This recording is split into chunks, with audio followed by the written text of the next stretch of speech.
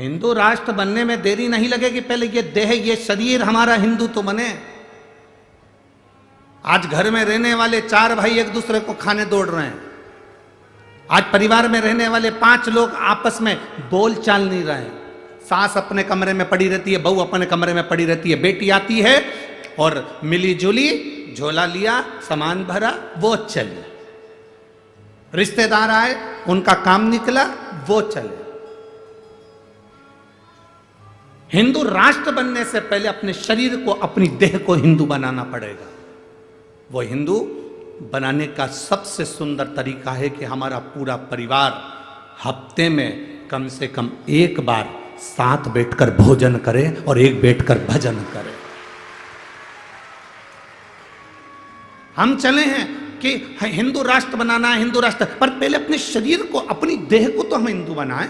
हमारे घर में 4 लोग रह रहे हैं, चारों अलग अलग दिशा में। बेटा बाप की नहीं सुनता, बाप बेटे की नहीं सुनता, पत्नी पति की नहीं सुनती, पति पत्नी की नहीं सुनता, भाई बहन की नहीं सुनता, बहन भाई की नहीं सुनता, भाई भाई की नहीं सुनता, कोई किसी को सुनने को तैयार नहीं है। परिवार में रह रहे हैं, पर ऐसे रह रहे हैं जैसे कि ना जाने कौन सा युद्ध इनके बीच में हो गया। कोई किसी को पूछने को तैयार नहीं, कोई किसी से बोलने को तैयार नहीं, कोई किसी का आदर करने को तैयार नहीं, कोई किसी का सत्कार करने को तैयार नहीं। अपने परिवार में, अपने घर में एक दिन ऐसा बनाओ जिस दिन मेरा पूरा घर का बच्चा एक साथ बैठे और एक साथ बैठकर भोजन करे, अपने विचार सामने रखे, अपनी भावनाएं सामने रखे।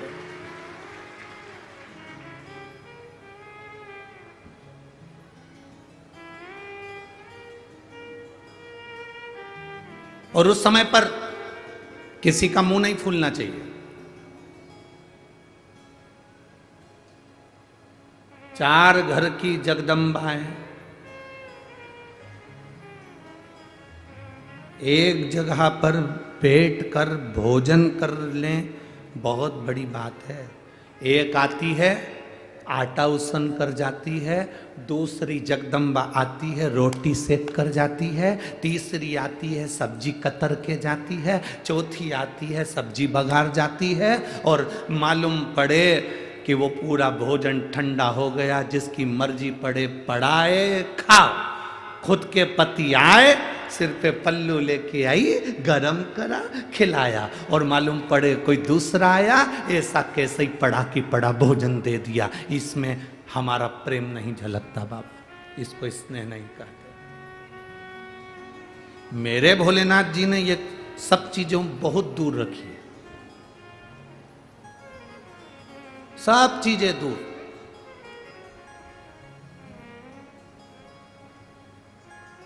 सब बातें तो स्नेह से जुड़ो, प्रेम से जुड़ो।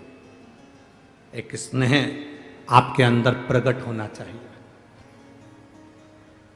हम मना नहीं करेंगे, आप अपने शरीर को पहले हिंदुत्व बनाइए, अपनी देह को हिंदुत्व बनाइए।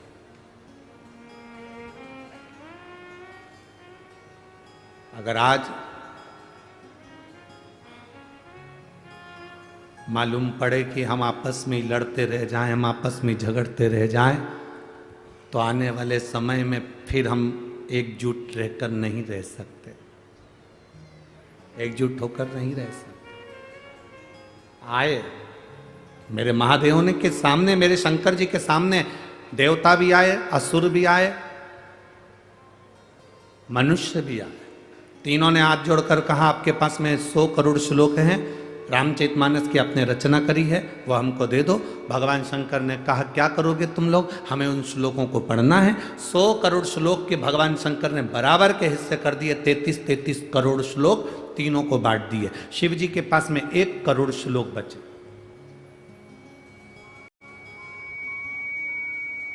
मेरे महादेव के पास में 1 करोड़ श्लोक बचे। थोड़ी देर बाद मनुष्य देवता राक्षस फिर आ जाते हैं। आपके पास में 1 करोड़ श्लोक है महादेव, वो भी हमको दे दीजिए। भगवान ने 33 लाख तीनों को दे दिए। शिव जी के पास में 1 लाख श्लोक बचते हैं। थोड़ी देर बाद मनुष्य देवता राक्षस फिर आ जाते हैं। बाबा आपके पास में 1 लाख श्लोक हैं। शिव जी ने 33 हजार तीनों को बांट दिए। भगवान शंकर ने 33 हजार तीनों को बांट दिए। शिव जी के पास में 1000 श्लोक बचे। थोड़ी देर बाद मनुष्य देवता राक्षस फिर आ गए, भोलेनाथ आपके पास में 1000 श्लोक हैं। शंकर भगवान ने 3300 श्लोक तीनों को बांट दिए। शिव जी के पास 100 श्लोक बचे, मात्र 100 श्लोक। थोड़ी देर बाद मनुष्य देवता राक्षस फिर आ गए, बाबा आपके पास में 100 श्लोक हैं। भगवान ने 33 श्लोक तीनों को बांट दिए। शिव जी के पास 1 श्लोक बचा। थोड़ी देर बाद मनुष्य देवता राक्षस फिर आ गए, बाबा आपके पास में 1 श्लोक है। शंकर भगवान ने सोचा श्लोक 1 है, लेने वाले 3 हैं, इनको बांटू कैसे? तो समझ में आया कि जो श्लोक लिखा था वो अनुष्टुप छंद का था। संस्कृत के अनुष्टुप छंद में 32 अक्षर होते हैं, तो शंकर भगवान ने 10-10 अक्षर तीनों को बांट दिए। शिव जी के पास में मात्र 2 अक्षर बचे। थोड़ी देर बाद मनुष्य देवता राक्षस फिर आ गए।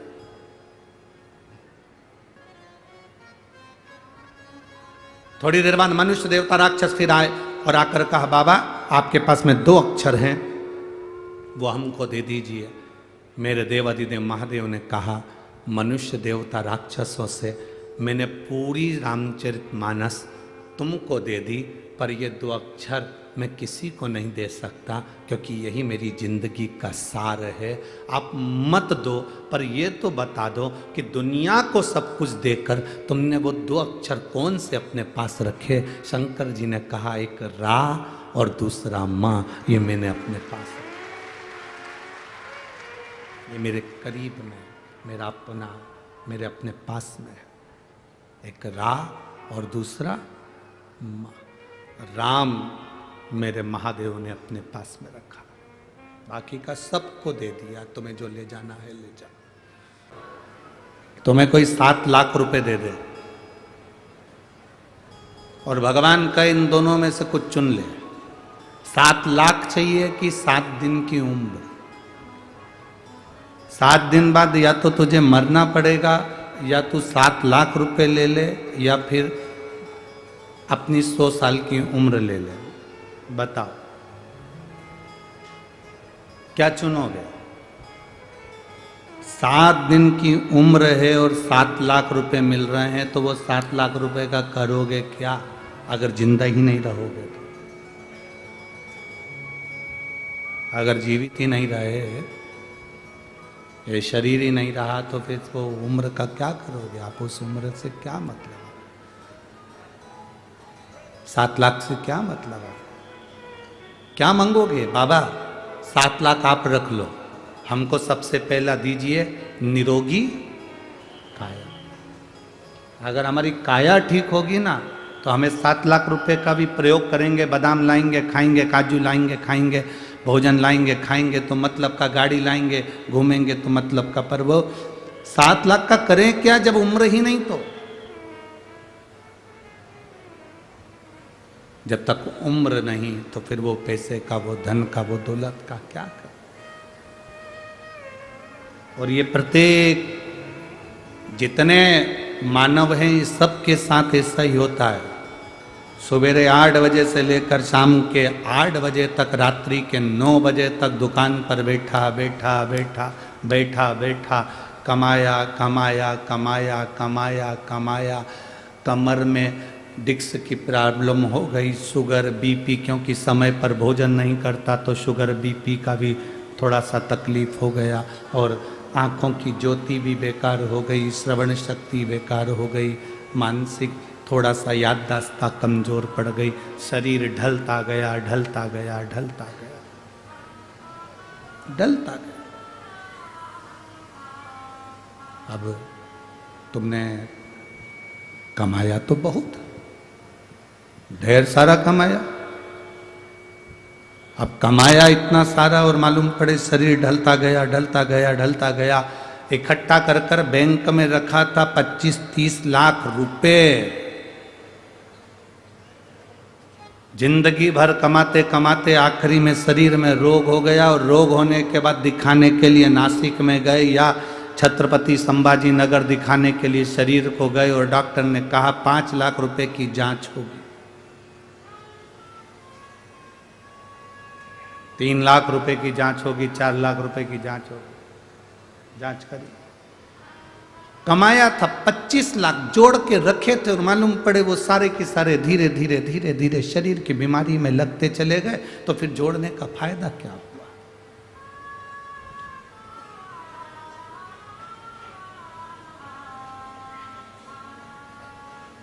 मधुमक्खी देखी है? अरे बोलो तो जम के, क्या करती है? फूलों का रस लेती है, शहद बना देती है, सोचती है बाद में खाऊंगी, बस शहद पक जाए बाद में खाऊंगी, शहद पक जाए बाद में खाऊंगी, मेरा अपना है, मेरे लिए, मेरे बच्चों के लिए, मेरा है। जोड़ते जोड़ते जोड़ते जोड़ते जोड़ते जोड़ते जोड़ते जोड़ते थक जाती है तो भी जोड़ती, और आखिरी में कोई आता है वो पूरा छत्ता तोड़ कर ले जाता है, पूरा शहद निकाल कर कोई दूसरा ले जाता है। बस मधुमक्खी की तरह हमारी जिंदगी है, जोड़ते जोड़ते जोड़ते जोड़ते जोड़ते जोड़ते इकट्ठा कर आखिरी में सब गया।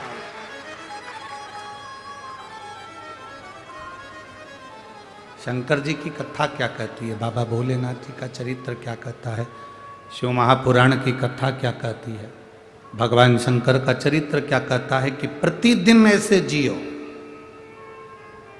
रोज की जिंदगी तुम्हारी ऐसी जियो, प्रतिदिन की जिंदगी तुम्हारी ऐसी जियो कि कल आएगा कि नहीं आएगा पता नहीं है, आज ही फुल एंजॉय में जीना है, फुल एंजॉय।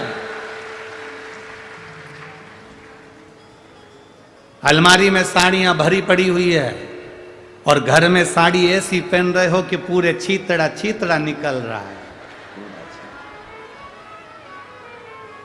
तुमसे अच्छी तो रोज पोछा लगाने झाड़ू लगाने जो आती है ना, ऐसी टिप टाप होकर आती।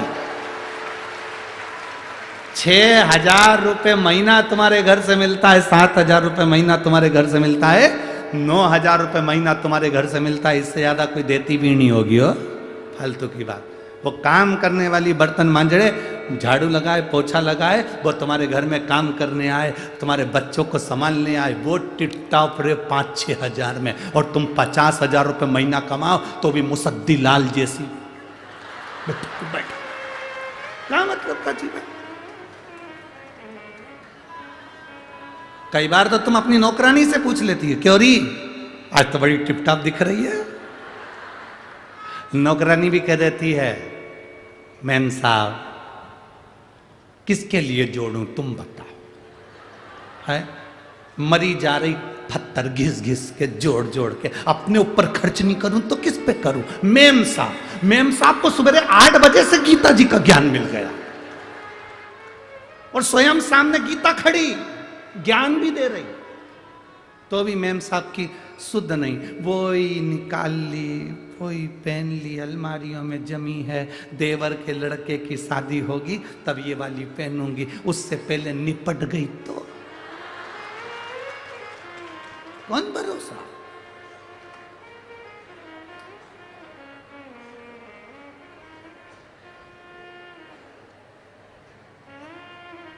क्या भरोसा है जीवन का?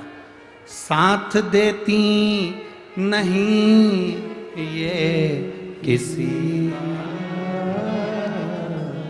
क्या भरोसा है इस जिंदगी का, क्या भरोसा। प्रथम सुख निरोगी का है। आप दुनिया के कितने बड़े करोड़पति हो, हमने पहले भी एक बार कथा में कहा था, जलगांव की कथा में कहा था, दुनिया का सबसे बड़ा सेठ, दुनिया का सबसे बड़ा पैसे वाला, दुनिया का सबसे अमीर व्यक्ति, दुनिया का सबसे करोड़पति व्यक्ति, दुनिया का सबसे अमीर व्यक्ति कौन है? तो हमने जलगांव की कथा में कहा था, दुनिया का सबसे बड़ा सेठ वो है जिसके सोने वाले कमरे में, जिसके बेडरूम में कोई दवाई नहीं है, वो दुनिया का सबसे बड़ा सेठ है।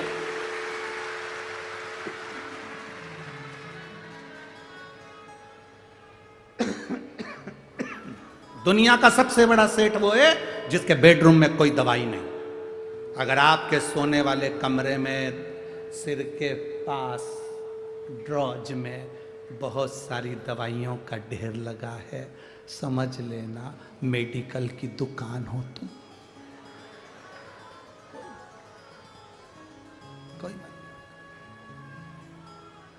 कुछ नहीं कर रहे तुम। सिर के पास में बहुत सारी दवाइयाँ, नींद की 2-3 गोली लेना पड़ती है, थायराइड की गोली लेना पड़ती, बीपी की गोली लेना पड़ती, शुगर का इंसुलिन लेना पड़ता। और काय के लिए? तुम, हमें तो लगता है तुम केवल तिजोरी में जो धन रखा है उसकी चौकीदारी कर कर के मर जाओगे और उसका भोग नहीं कर पाओगे। उसका भोग नहीं कर सकते।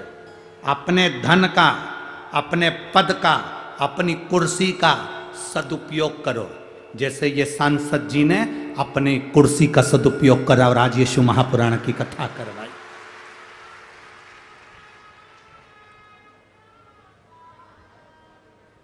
मैं माननीय श्री उन्मेष जी पाटिल जी को और उनकी धर्मपत्नी श्रीमती संपदा जी पाटिल जी को धन्यवाद दूंगा। बहुत बहुत साधुवाद है। आपने अपने क्षेत्र में कितना भी रोड बनवाया हो, कोई भी काम करा हो, पर उससे बड़ा काम आपने ये कर दिया कि क्षेत्रवासियों के कल्याण हेतु उनका दिल था। कोई तो जा नहीं पाते थे सीहोर तक, कोई जा नहीं पाते थे जलगांव तक कथा सुनने, उनके लिए तुम गंगा जी को खींचकर 40 गांव तक लिया।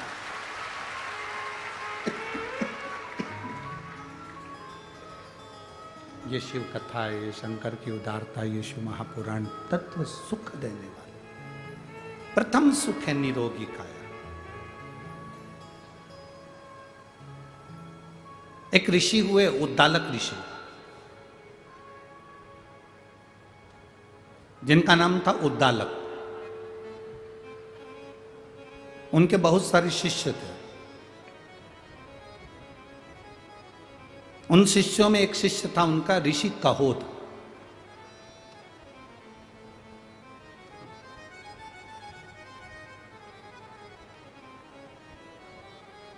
ऋषि कहोद उद्दालक ऋषि की एक बेटी थी जिसका नाम था सुजाता।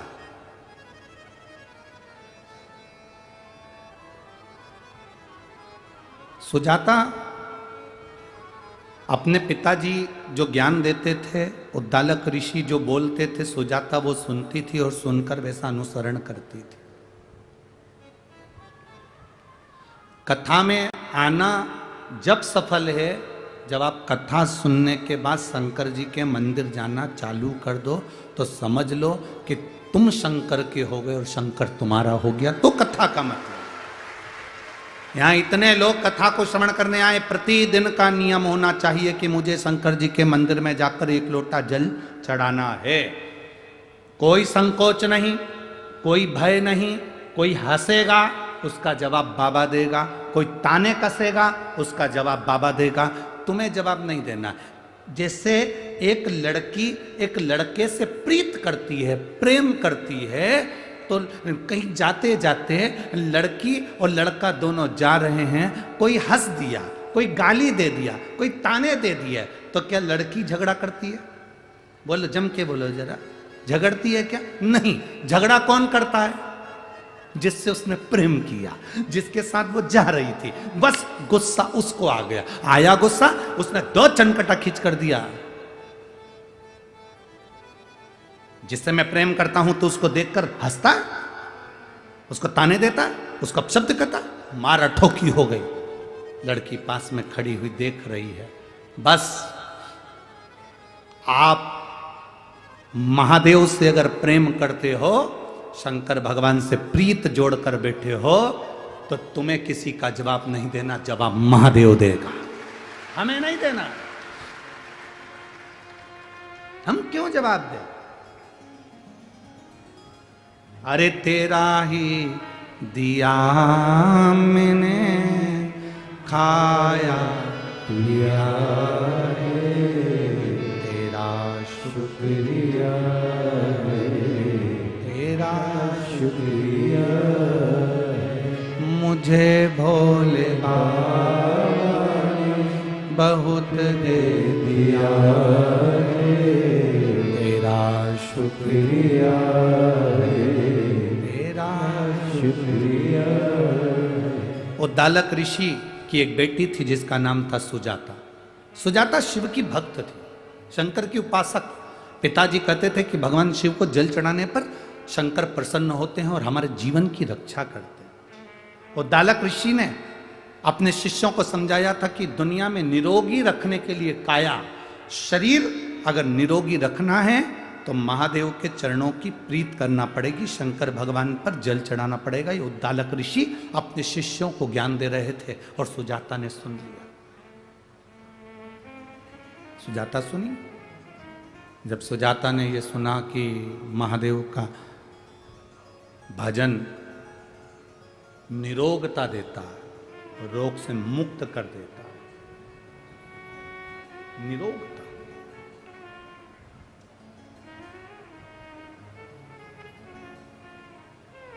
शिव की भक्ति निरोगता देती है। एक पत्र है,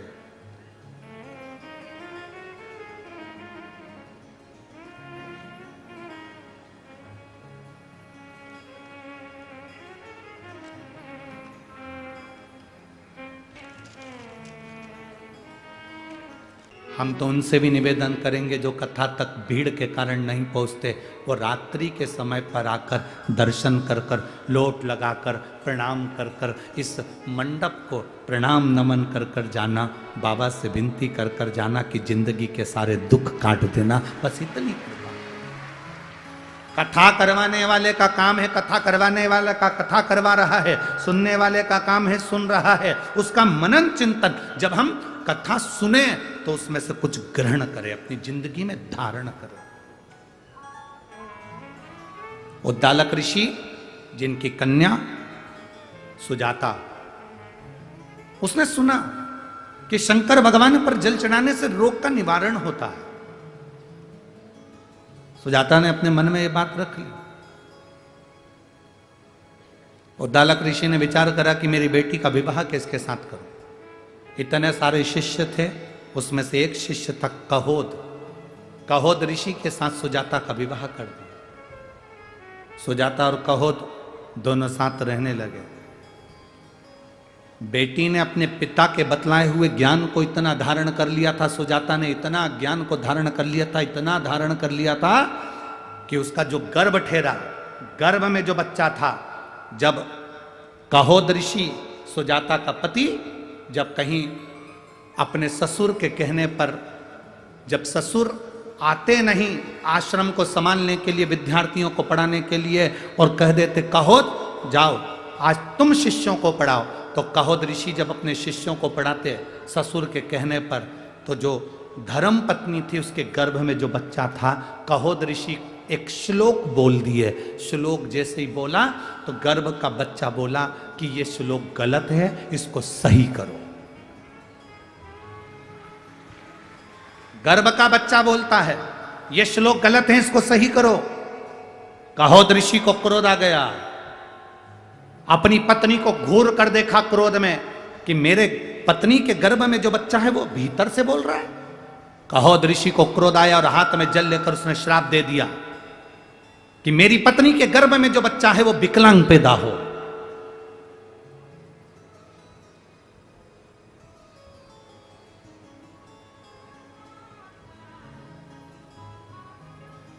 मेरी पत्नी के गर्भ में जो बच्चा वो विकलांग हो। सुजाता की आंख से आंसू बहने लगा।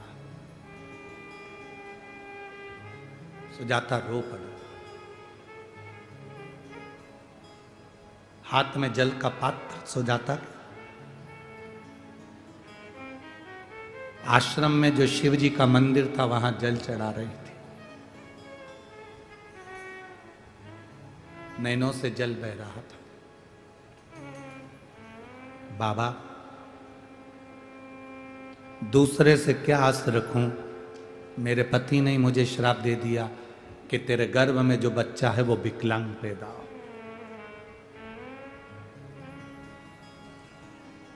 अब श्राप तो कभी गलत नहीं हो सकता ना बाबा।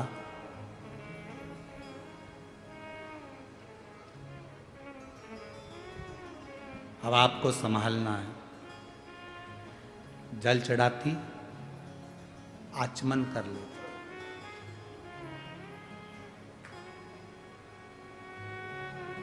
कभी आपने देखा होगा आप लोगों में से कितने लोगों ने देखा, सुनने के बाद हाथ उठाना, अभी नहीं हो, कितने लोगों ने देखा किसी को ये कार्य करते हुए? कभी आप लोगों ने देखा होगा कि जैसे ये शिवलिंग है, ये जलाधारी है, सामने से पानी बहता है, यहां और यहां कई लोगों को आपने देखा होगा कि वो इस तरह से दबाते हैं। जो शिवलिंग है, शिवलिंग जलाधारी, यहां से पानी बहता है, ये गोल, और यहां पानी अपन चढ़ाते हैं तो वो पानी बहकर इधर निकलता है। तो ये जो चरण जैसे बने, आप लोगों ने कई भक्तों को देखा होगा कि वो जल चढ़ाने के बाद वहां ऐसे ऐसे शिव जी के उन भाग को दबाते हैं। आप लोगों में से किसी ने देखा है कभी? शिव कृपा करे।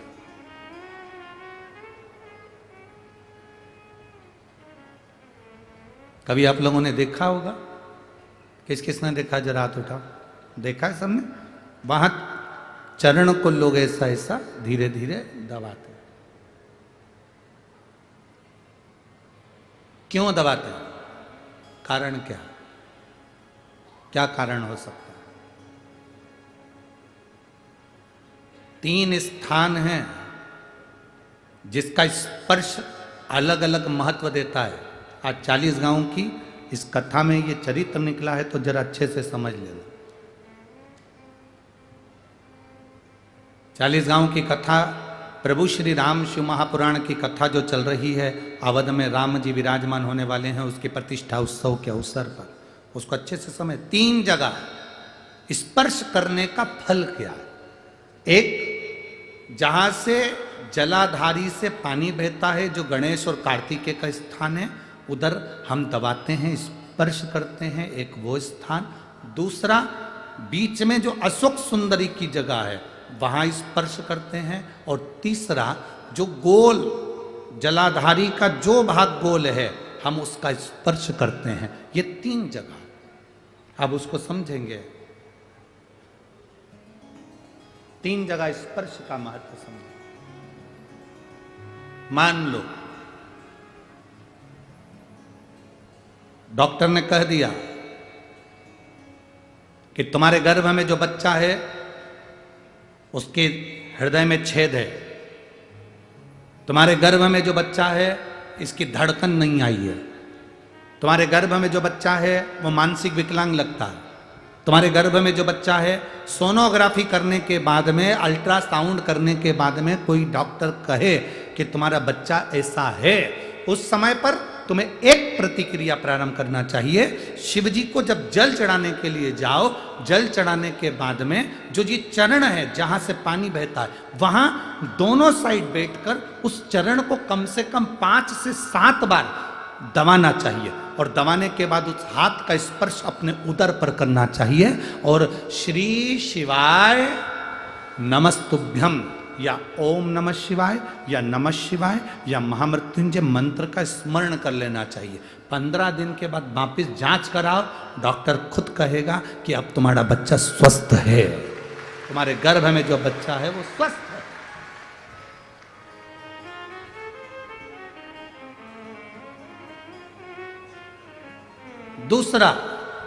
दूसरा स्पर्श,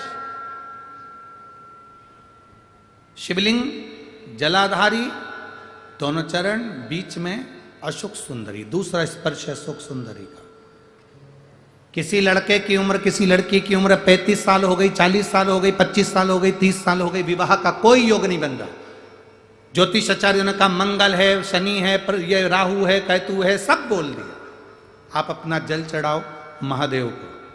जो लड़का लड़की है वो जल चढ़ाए, बेलपत्री का स्पर्श अशोक सुंदरी वाली जगह पर कर कर शिव जी को चढ़ाए और 2 मिनट उस अशोक सुंदरी की जगह का स्पर्श कर कर अपने मन की बात श्री शिवाय नमस्तुभ्यम कहकर या पंचाक्षर या षडाक्षर मंत्र कहकर उस स्थान का स्पर्श कर कर बाबा से विनती करें। 3 से 4 महीने में संबंध जमेगा ही, ये निश्चित है। स्पर्श उस अशोक सुंदरी वाली जगह का होना चाहिए। स्पर्श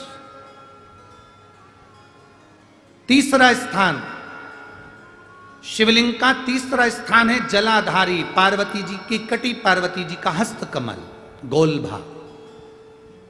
हृदय रोग हो, हार्ट अटैक के लिए बोल दिया, बाईपास कराने का बोल दिया, छल्ला डालने का बोल दिया, कोई पाइप डालने का बोल दिया, कोई एक्सीडेंट का योग बन गया, कोई ऐसा योग बन गया, कोई व्यक्ति मंदिर तक भी नहीं पहुंच रहा है, आप अगर जल चढ़ाकर उस व्यक्ति का नाम स्मरण, गोत्र स्मरण कर कर इस गोल भाग पर अगर अपने हाथ का स्पर्श करेंगे, उसको दबाएंगे और दबाकर बाबा से श्री शिवाय नमस्तुभ्यम कहकर अपने मन की बात कहेंगे, आपको लगभग 1 से 2 घंटे में जवाब मिलेगा कि वो व्यक्ति अब ठीक होना प्रारंभ हुआ।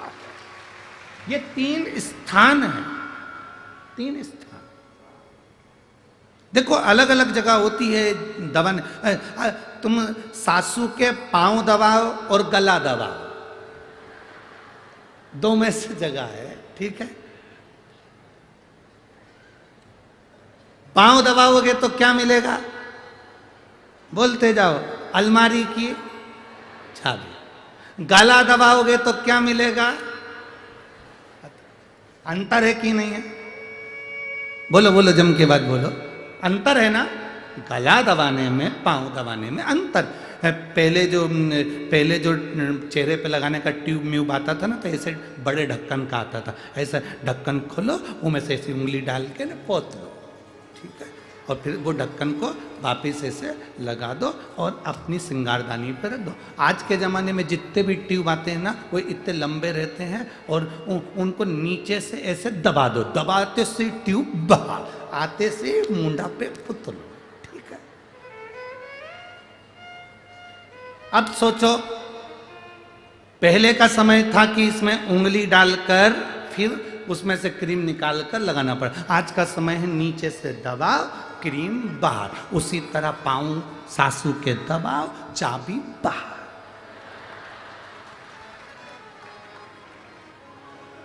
पांव दबाओगे और चाबी मिलेगी, अंगूठी, चेन, हाथ। तुम रोज सांस को सांस मत समझो, क्रीम समझो, ब्यूटी क्रीम। तुम रोज रोज दबाओ, जैसे रोज चेहरे पे लगाने के लिए क्रीम को दबाते हो तो रोज निकल कर आता है। तुम 2-3 महीने रोज सास की पाँव की मालिश करो, पाँव दबाओ, सास भी एक दिन कह देगी ले जा। मम्मी तुम मेरा अकेली को दोगी और जीजी को, जेठानी को नहीं दोगी तो उसको पूरा, वो दबा रही क्या मेरे पाँव, पाँव तो तूने दबाए ना, ले जा जा। एक प्लाट, सोने की चैन, चाबी जो दबाता है उसको मिलता है। तुम प्रैक्टिकल करके देखो, आज से चालू। तुम यहां से जाने के बाद जब चालू हो जाओगी तो सास भी सोचेगी आज महाराज क्या बोला है। आज जिंदगी में वो कहते ना, सूरज कहां से निकल गया इतना, आज महाराज ने क्या बोला।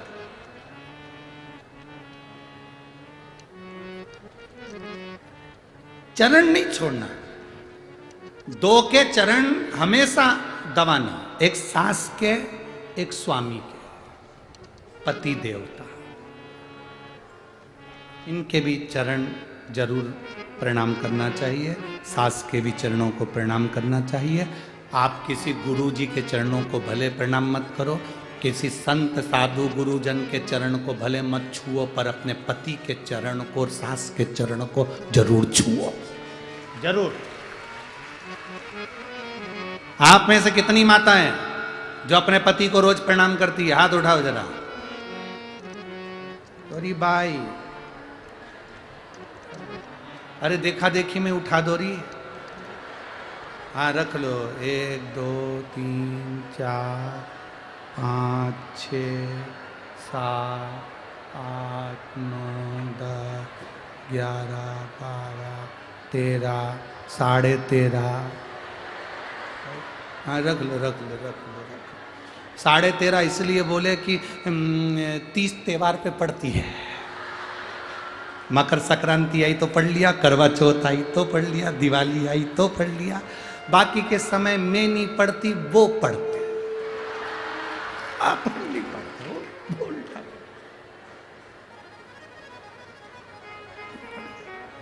पढ़ना चाहिए, परंतु दीन बंधु दयालु दया कीजिए, कल से जो अपने पति को प्रणाम नहीं करे उसे उठा लीजिए। अरे प्रणाम करने में कुछ जाता है क्या? करना चाहिए। पहली पहली बार तुम्हें शर्म आएगी, सिर पे पल्लू लेकर पढ़ लो। पति को भी पहली बार पांव पड़ाने में शर्म आएगी, 500 का नोट देगा कि कभी जिंदगी में उसने अच्छा काम किया है, प्रणाम किया। करना चाहिए।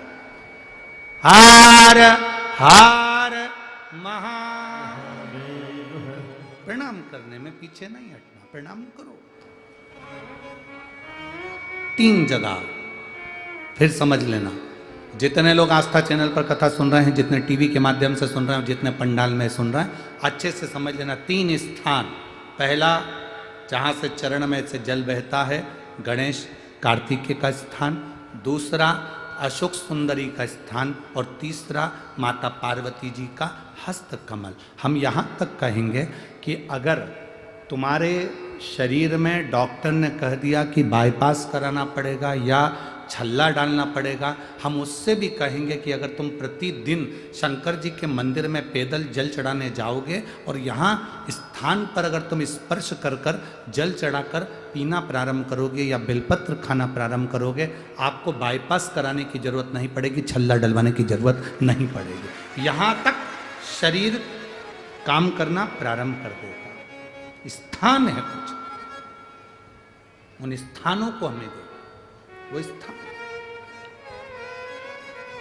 शिव कथा कह रहे हैं, भगवान शंकर का संवाद करा। कहोद ऋषि ने अपनी धर्म पत्नी सुजाता को श्राप दे दिया कि तेरे गर्भ में जो बच्चा है वो विकलांग पैदा होगा।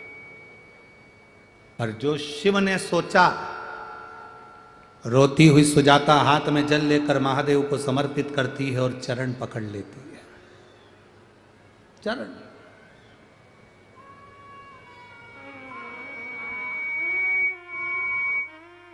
चरण पकड़े सुजाता। और अच्छे से समझ लो, बच्चा माइंड से विकलांग है। डॉक्टर ने कहा इस बच्चे का विकास नहीं हो रहा, बच्चे की बुद्धि काम नहीं कर रही है, बच्चे का शरीर काम नहीं कर रहा है, कहीं हाथ कहीं पैर में कहीं तकलीफ हो रही है, बच्चे का विकास नहीं हो रहा। 4 साल का हो गया, 5 साल का हो गया, 6 साल का हो गया, बुद्धि काम। तो उस जगह पर भी आप बच्चे से कहोगे ना, बेटा शिव जी को जल चढ़ाने जा रहे हो ना, तो ये जो 2 चरण है ना जहाँ से पानी बहता है, वहाँ स्पर्श कर कर आया करो और पानी पिया करो चढ़ाने के बाद। आप 15 दिन 20 दिन उस बच्चे से करवा कर देखो, कितना भी माइंड से हम यहाँ तक कहेंगे, जिस बच्चे की कोई शरीर में विकास नहीं और बच्चा कहीं पड़ा रहता है, मुंह में से राल टपकती रहती है, उस बच्चे के लिए भी अगर ये प्रयोग करोगे तो 2 से 3 महीने में वो बच्चा अपने आप धीरे धीरे शरीर का विकास होना प्रारंभ हो जाएगा। वो स्थान ऐसा है, वो जगह ऐसी है, वो जगह की मूलता, उस जगह की महत्व। बोल बम का नारा है, अच्छे जम के बोलो जरा, बोल बम का नारा है। उस स्थान की मूलता बढ़ जाती है, उस स्थान की मूलता। अब सुजाता रो रही है, शिव जी के चरण पकड़ लिए सुजाता, दबा रही है चरण। जल चढ़ाने के बाद जो चरण दबाया, रोती रोती कह रही है, मेरे पति ने मुझे श्राप दिया है, तेरे गर्भ में जो बच्चा होगा वो विकलांग पैदा होगा, तेरे गर्भ में जो बच्चा है वो विकलांग होगा, मेरा श्राप है, इसके गर्भ में जो बच्चा है वो विकलांग होगा।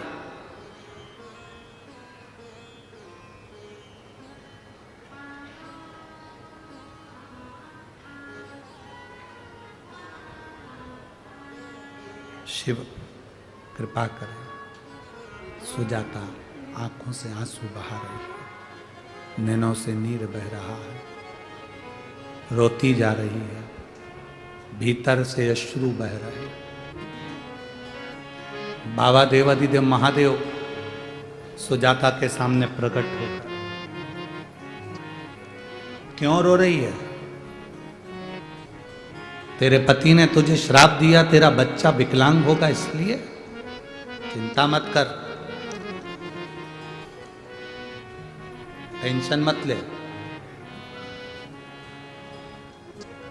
हाँ, तेरे पति के श्राप से तेरा बच्चा विकलांग तो होगा, पर मेरा वर है, तूने मेरे चरण का स्पर्श करा,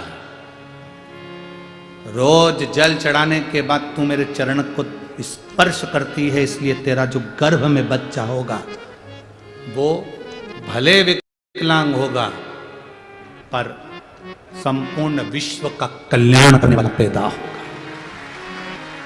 संपूर्ण विश्व का कल्याण करने वाला। और केवल संपूर्ण विश्व का कल्याण नहीं, तेरे पति का भी कल्याण वही करेगा।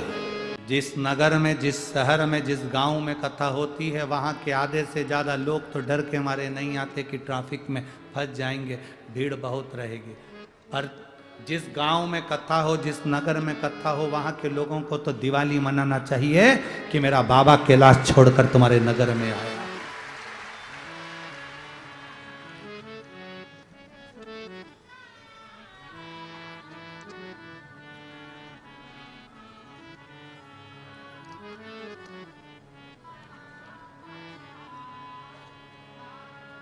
प्रसन्नता हो,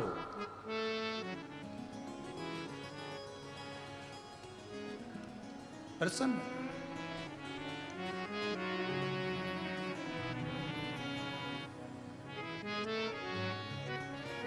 ये जीवन का एक आनंद है। तेरे गर्भ से जो बच्चा होगा, काहोद ऋषि ने कहा कि वो विकलांग होगा क्योंकि मेरे बीच में बोला। किसी व्यक्ति को अगर सत्य का आईना दिखाया जाए तो उसको बड़ा बुरा लगता है। बेटा बाप को सत्य का आईना दिखाए तो बुरा नहीं लगना चाहिए, बाप बेटे को सत्य का आईना दिखाए तो बुरा नहीं लगना चाहिए, बुरा ना लगे।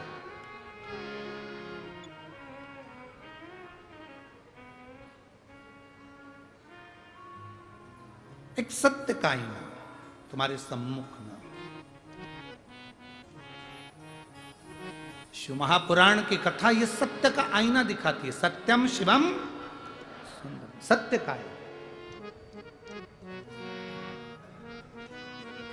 5 दिन 40 गांव में कथा चलेगी। श्री उन्मेष जी पाटिल सांसद महोदय जलगांव लोकसभा से जो कथा करा रहे हैं, श्रीमती संपदा जी उन्मेष जी पाटिल जो कथा करा रही हैं, ये कथा तो 5 दिन में विराम हो जाएगी, पर आप अगर दिल लगाकर कथा सुनते हैं, ये कथा पूरी होने के बाद 27 तारीख से वनी, महाराष्ट्र में वनी में वो कथा यवतमाल जिले में प्रारंभ हो जाएगी। 7 दिन की वहां कथा रहेगी। 27 जनवरी से वो 2 फरवरी तक चलेगी। ये प्रभु कृपा से मिलती है, मिली उसको धारण करो। कितने रोग, कितनी बीमारी, कितने तकलीफ, कितना कष्ट बाबा हरता है, ये शिव महापुराण की कथा से मालूम पड़ता है। प्रबल होगा उतना मिलना आसान है, मिलता है।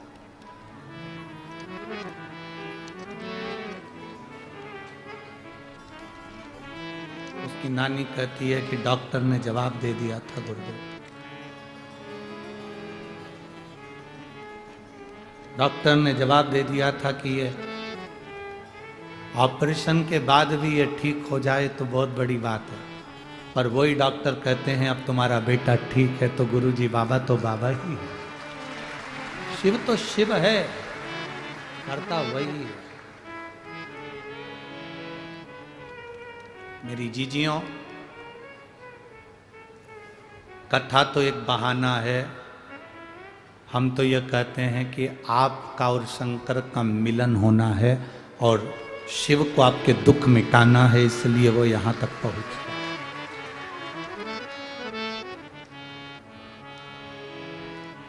शिव को दुख मिटाना है इसलिए।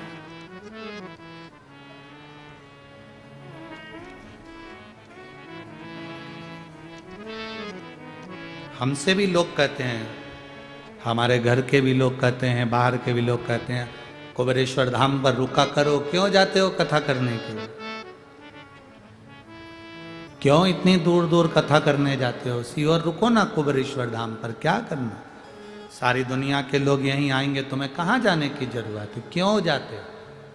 हम उनसे कहेंगे, भाई मेरे राम भी तो अपने भक्तों के लिए 14 साल के लिए बन गए थे, मेरे राम भी तो बन गए, सबका दुख मिटाने के लिए ही तो गए थे। ये शिव महापुराण की कथा आपके बीच में अगर आ रही है ना, 40 गांव वालों, तुम्हारे बीच में अगर ये कथा पहुंची है, जैसे ये कथा पूरी होगी वनी पहुंचेगी यवतमाल जिले में 27 जनवरी से 2 फरवरी तक, फिर झारखंड पहुंचेगी, फिर ऐसे कथाओं का क्रम जो चलता रहता है। अगर आपके बीच में पहुंची है कुबेरेश्वर धाम का वो शंकर अगर आपके बीच में आया है, शिव महापुराण आई है, तो समझ लेना तुम्हारे दुख को मिटाने के लिए आई होगी, तुम्हारी तकलीफ को नहीं आती, नहीं पहुंचा। कहोद ऋषि ने अपनी पत्नी के गर्भ में जो बच्चा था उसको श्राप दे दिया, विकलांग होगा। शिव जी ने कहा चिंता मत कर, मैं हूं, चिंता ना कर।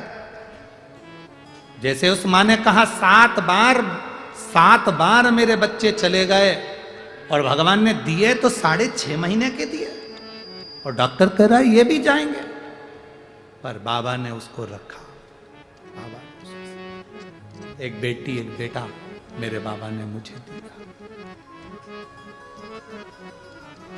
6 महीने के बच्चे माओं से पूछो, वो बता सकती हैं कि 6 महीने का बच्चा कैसे ही रह सकता है, ये माताओं से पूछा जाए। पर बाबा बाबा है।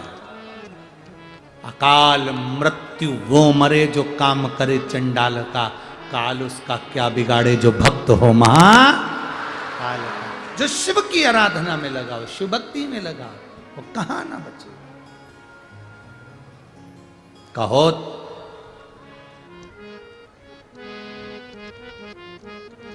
कि धर्म पत्नी सुजाता के गर्भ से एक बच्चे ने जन्म लिया जो 8 जगह से टेढ़ा था। 8 जगह से विकलांग था। उसका नाम अष्टावक्र जी रखा गया। वो अष्टावक्र जी 4 वर्ष की अवस्था धारण कर कर भगवान की भक्ति में डूब गए। इतने भजन करे, इतना तप साधना करा। एक बार अष्टावक्र जी को मालूम पड़ा, उनके पिता कहोद ऋषि राजा जनक के यहाँ पर गए, और राजा जनक के यहाँ पर एक यज्ञ रखा गया था, जिस यज्ञ को करना तो था, पर उस यज्ञ का नियम था कि उस यज्ञ को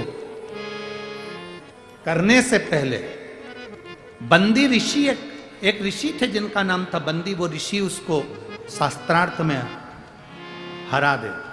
जो बंदी ऋषि को शास्त्रार्थ में हरा देगा वही इस यज्ञ को करा पाएगा, और अगर बंदी ऋषि शास्त्रार्थ में नहीं हारे तो जो व्यक्ति शास्त्रार्थ में हारा है उसको नदी में डूबकर प्राणों को त्यागना पड़ेगा। कहोद ऋषि राजा जनक के यहाँ यज्ञ करवाने के लिए गए तो बंदी ऋषि से शास्त्रार्थ हुआ।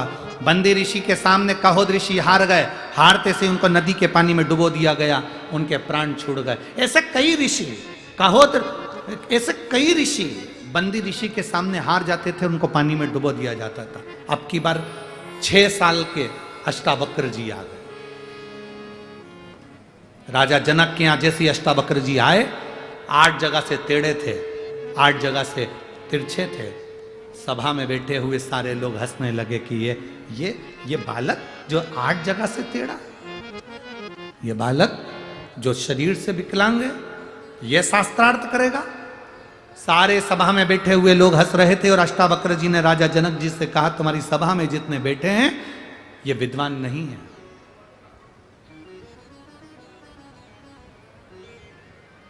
तुम्हारी सभा में जितने बैठे हैं ये विद्वान नहीं है। विद्वान का शरीर और विद्वान की उम्र कभी नहीं देखना चाहिए, विद्वान की विद्वत्ता देखना चाहिए कि वो विद्वत्ता कितनी है। विद्वान का शरीर क्या देखना, विद्वान का शरीर क्या देखना।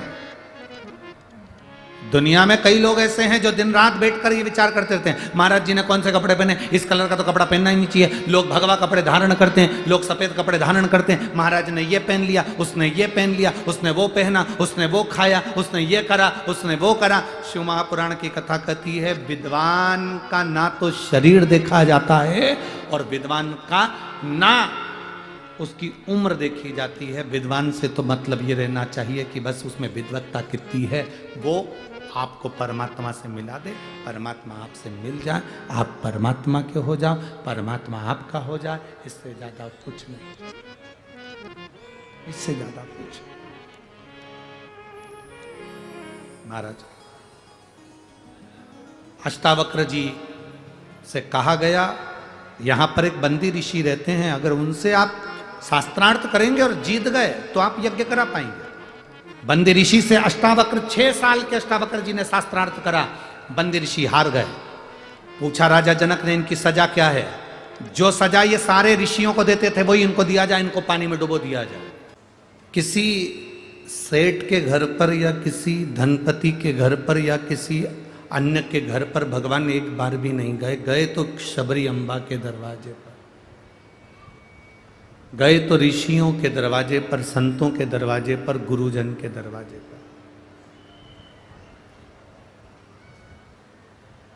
अब ये तो राम जी थे जो गए तो एक साधारण भिलनी के दरवाजे पर, एक साधारण अंबा के दरवाजे पर वो पहुंचे।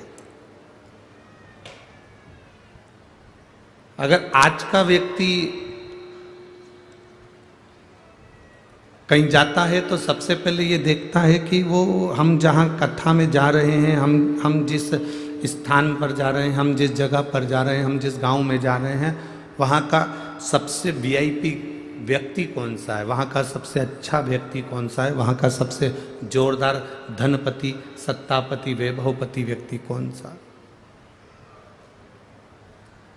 कारण क्योंकि हम उसको ढूंढ रहे हैं कि हम वहाँ जाएंगे तो अच्छे घर में हमारा रहना हो जाए, अच्छे घर में हम रुकें, अच्छी जगह पर हमारा रुकना हो, अच्छा भोजन हमको प्राप्त हो, अच्छी चीज़ें हमको प्राप्त हो। और यहाँ जितने कथा को श्रवण करने वाले भक्त बैठे हैं, शंकर जी की आराधना करने वाले जितने उपासक बैठे हैं, जितने शिव जी के भक्त यहाँ पर विराजमान हैं, भगवान शंकर के जितने भक्त यहाँ पर बैठे हुए हैं, इन जितने श्रोता भाई बहन यहाँ बैठे हुए हैं, ये नहीं देखते कि कितना हमको कोई वीआईपी का घर मिलेगा या वीआईपी व्यवस्था मिलेगी या हम वीआईपी व्यवस्था में रहेंगे और बैठेंगे। यहाँ पंडाल में जितने बैठे हैं ना, हम तो 40 गांव वालों से कहेंगे, अगर दिन में तुमको लगता है कि बहुत भीड़ है, हम कैसे कथा में जाएं, तो हमारा तो 40 गांव वालों से निवेदन रहेगा कि अपने पति पत्नी बच्चे परिवार को लेकर कुंभ के मेले में तुम भले ना गए हो, पर अपने 40 गांव में जो कुंभ भराया है इसका दर्शन करने जरूर है। तुम दिन में नहीं जा सकते तो रात में जाकर दर्शन करो। अपने झोले में अपने घर से बेसन रोटी बना लो, पूड़ी सब्जी बना लो, पूरन पोली बना लो और आओ, और इस सुंदर कथा के मंडप में कोई शंकर का भक्त तुमको दिखे, उसके साथ बैठकर 2 रोटी खाकर जरूर जाना, थोड़ा पानी पीकर जरूर जाना। आपको मालूम पड़ेगा कि शिव भक्ति किसको कहते हैं। उससे पूछो कि इस कथा के मंडप में जो बैठा हुआ है, कथा के मंडप में बैठे हुए हो, तुम्हें ठंड नहीं लग रही, तुम्हें गर्मी नहीं लग रही, तुम यहाँ पड़े हुए हो, कहाँ भोजन कर रहे हो, कैसे रह रहे हो, उससे उसका अनुभव पूछो।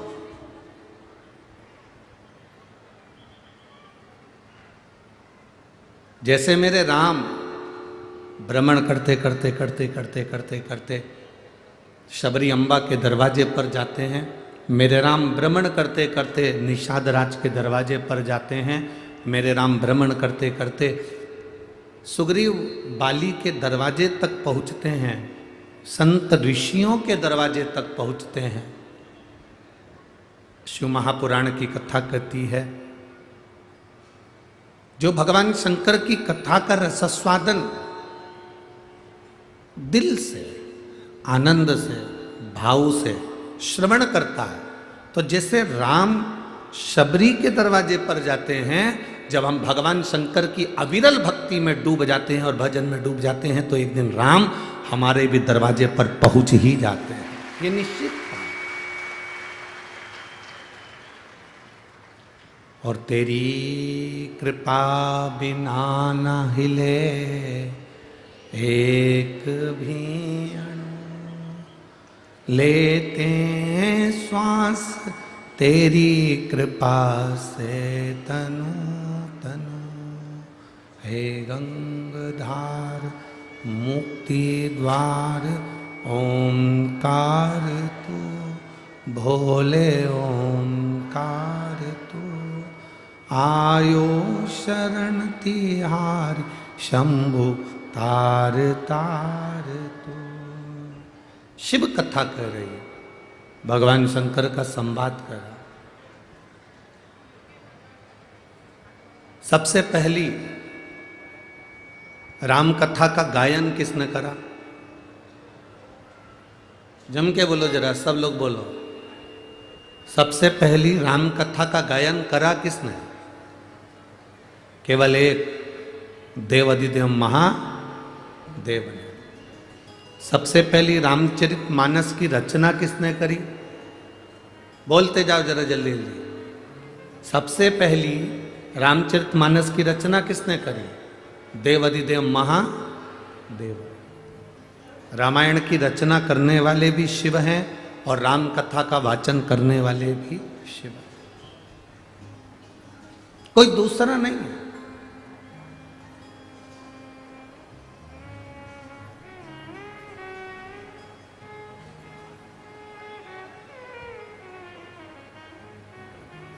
रचना करने वाला ही शिव।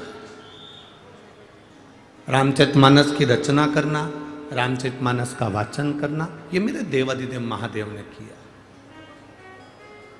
आप सभी के स्मरण में होगा, सबसे पहली रामचरितमानस की रचना भगवान शिव ने करी, जिसमें 100 करोड़ श्लोक थे।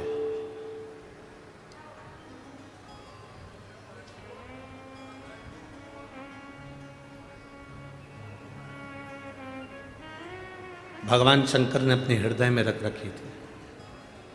अमरनाथ की गुफा में, जब अमरनाथ की गुफा में माता पार्वती जी को लेकर पहुँचे, अमरनाथ की गुफा में जब माता पार्वती जी को लेकर भगवान शिव जाते हैं और वहाँ बैठकर भगवान राम की पवित्र कथा मेरे भोलेनाथ जी माता पार्वती को श्रवण कराते हैं।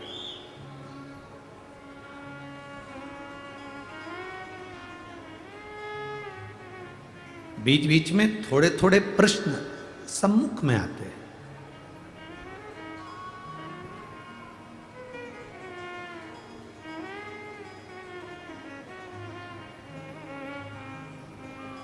थोड़े थोड़े से प्रश्न सामने खड़े हो जाते हैं। स्वयं माता पार्वती जी ने शंकर भगवान से पूछ लिया था, बाबा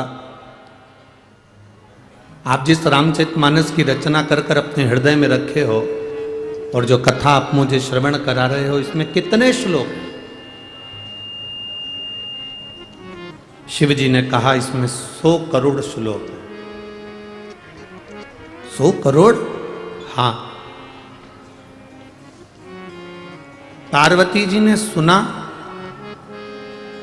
समय निकला, कथा पूरी सुनी, कैलाश पर आकर बैठे, सब दूर चर्चा हो गई कि रामचरितमानस की रचना भोलेनाथ जी ने करी और उसमें 100 करोड़ श्लोक हैं जो शंकर भगवान ने अपने हृदय में रख रखे।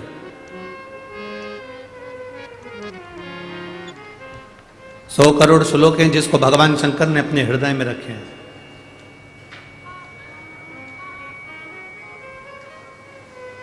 मनुष्य, देवता, राक्षस तीनों भगवान शिव जी के सामने आकर हाथ जोड़कर खड़े हो गए, तीनों सम्मुख में।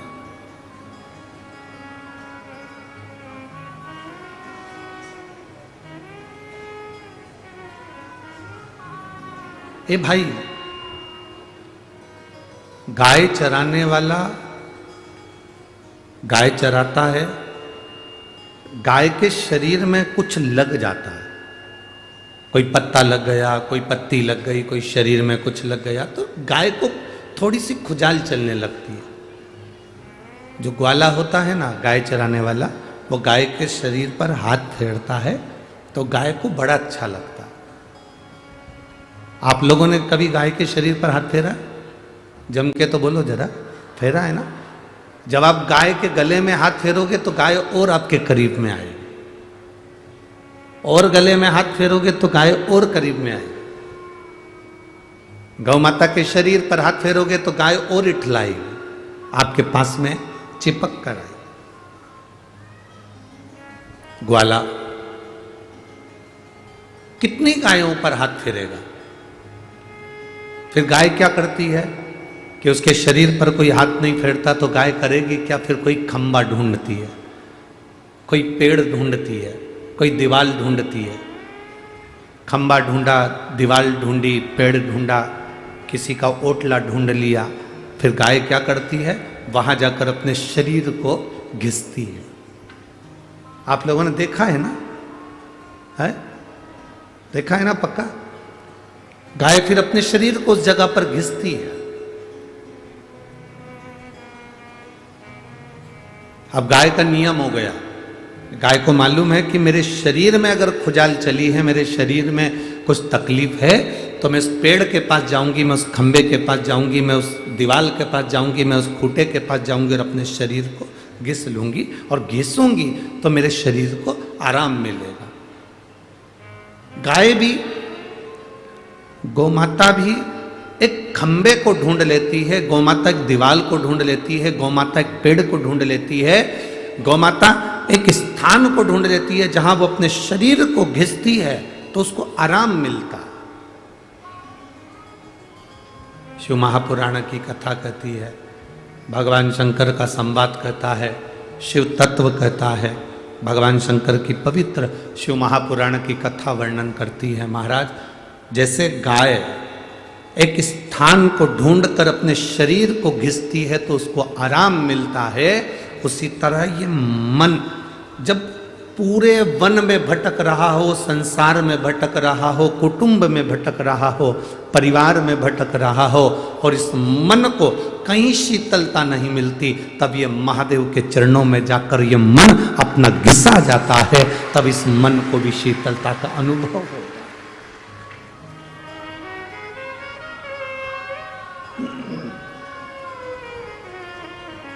तब इस मन को भी शीतलता का अनुभव होता है, इस मन को भी आनंद का अनुभव होता है, इस मन को भी श्रेष्ठता का अनुभव होता है, ये मन भी आनंदित होता है। हमारा एक निवेदन है, पूरे जितने श्रोता भाई बहन यहाँ कथा सुन रहे हैं और जितने टीवी पर सुन रहे हैं, जितने मोबाइल पर सुन रहे हैं, उन सब से अपनी आंखों में आंसू भरकर कभी महादेव के पास मत जाओ।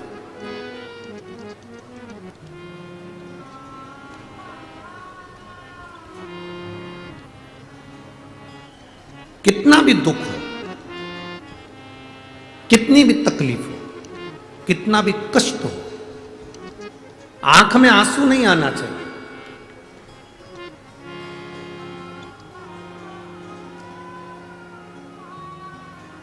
तुम्हें क्या लगता है कि मैं भगवान के पास जाकर रोऊंगी या मेरे आंख के आंसू भगवान देखेंगे? मेरे नैनों के आंसू अगर भगवान देखेंगे तो मेरी जल्दी सुन लेंगे, ऐसा होता है? अरे बोलो तो जम के। भगवान तुम्हारे नेत्रों के अश्रु से तुम्हारी बात नहीं सुनते। भगवान का एक नियम है कि तुम कहीं पर भी बैठकर दिल से उसको पुकार लोगे ना, तो मैं आंसू बहाने की जरूरत नहीं पड़ेगी, वो उसी समय प्रकट हो ही जाए, उसी समय। और शंभो शरणे पड़ी मांगू घड़ी रे घड़ी दुख काटो दया करी ने दर्शन आओ शंभो शरणे मांगू घड़ी रे दुख काटो करी ने दर्शन। जरूरी नहीं कि आप शिव जी के सामने जाएं तो रोएं,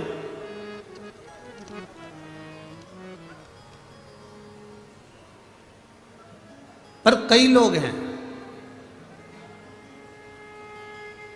बाबा के सामने पहुंचते हैं, आंख में से आंसू झड़ने लगते हैं। कई बैठे हैं यहां, कई बैठे हैं टीवी के सामने, कई बैठे हैं मोबाइल के सम्मुख में कथा सुन रहे हैं। भगवान के सामने पहुंचे और उनकी आंख में आंसू आए।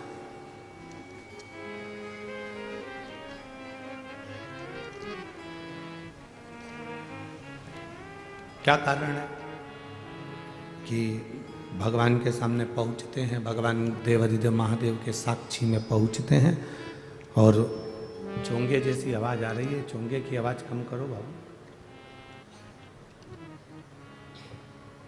शिव की साक्षी में जब पहुंचते हैं, भगवान की साक्षी में जब पहुंचते हैं तो तुरंत उनकी आंखों में अश्रु भर आता। कारण क्या? किस कारण?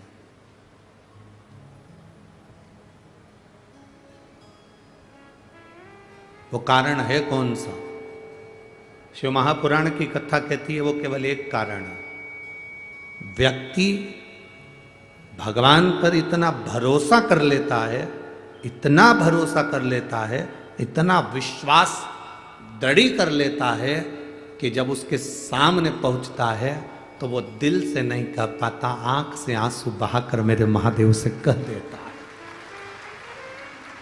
उसके नयन के अश्रु बह रहे होते हैं, आंख से आंसू निकल रहे होते हैं। वो नहीं चाहता कि मैं रोऊं, वो नहीं चाहता कि मेरी आंख से आंसू बहे, वो नहीं चाहता कि मेरी आंखों में अश्रु आए। पर महादेव को जैसे ही वो देखता है, महादेव के सामने जैसे ही वो पहुंचता है, उसकी आंख से आंसू बह जाते हैं, बहते हैं। ये केवल आपके साथ नहीं होता। जिसको आप दिल से चाहते हो ना, उसको देखते से ही आंख में आंसू भर आते हैं।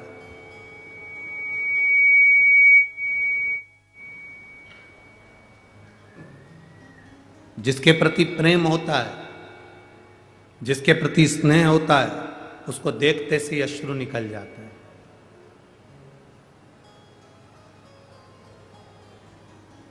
एक मिलन का बिंदु है।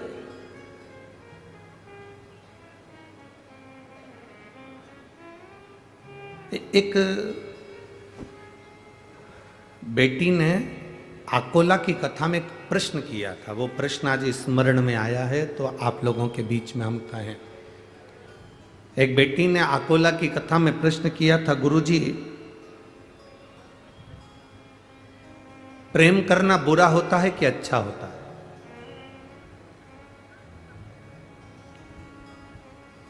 बोलो रे 40 गांव वाले, तुम्हारे गांव का नाम ही 40 गांव है, एक जगह पे 40 का बल है?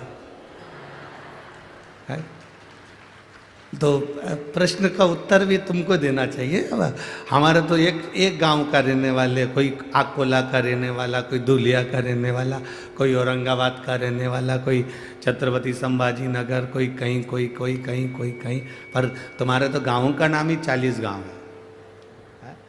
40 गांव एक जगह मिल गए, मतलब 40 तरह के लोग, 40 समाज के लोग, 40 विचार के लोग एक जगह पर एक जैसे रहते हैं, वो गांव है 40 गांव।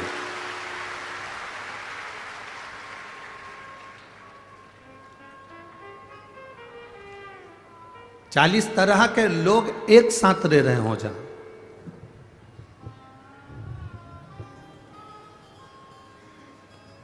40 तरह के लोग एक जगह पर, 40 विचार के लोग एक जगह पर, 40 विचार मंच के लोग, 40 समाज के लोग एक जगह पर रहकर अपने दिल की बात एक जगह स्थिर कर कर रखते हैं, वो 40 गांव।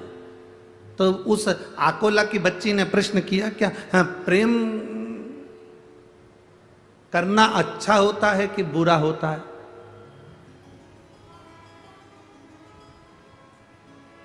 देव जरा उत्तर देव, देव।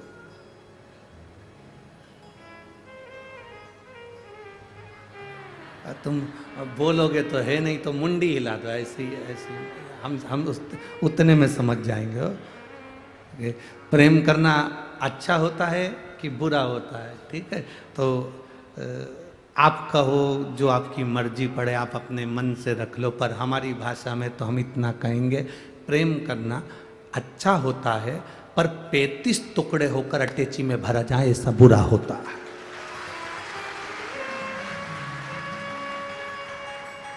हमारी भाषा में हम कहेंगे प्रेम करना अच्छा होता है, मना नहीं है। राधा कृष्ण का भी प्रेम है, राम लक्ष्मण का भी प्रेम है, एक बाप और बेटी का भी प्रेम है, एक बहन बहन का प्रेम है, एक स्नेह बहनों का भी होता है, भाई का भी होता है। प्रेम करना मना नहीं है, पर ऐसा प्रेम करना बेकार है जिसमें तुम्हारे टुकड़े होकर तुम्हें फ्रिज में भर दिया जाए या अटैची में भर दिया जाए, वो प्रेम बेकार। वो प्रेम हमारी दृष्टि में पूर्ण तरह से बेकार। आप प्रेम करो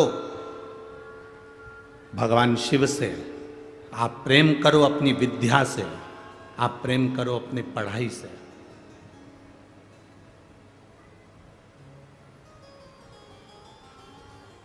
आप अपने कैरियर से प्रेम करिए, आप अपने लक्ष्य से प्रेम करिए, आप अपनी उमंगता और उत्साह से प्रेम करिए। जिंदगी में मुझे कितना भी दुख मिले और मैं भगवान के भरोसे पर चलूं, यह आत्मीय प्रेम है, आत्मीय। हम मना नहीं करेंगे कि ये कई लोग बड़ी गुरुजी, कई लोग कहते हैं महाराज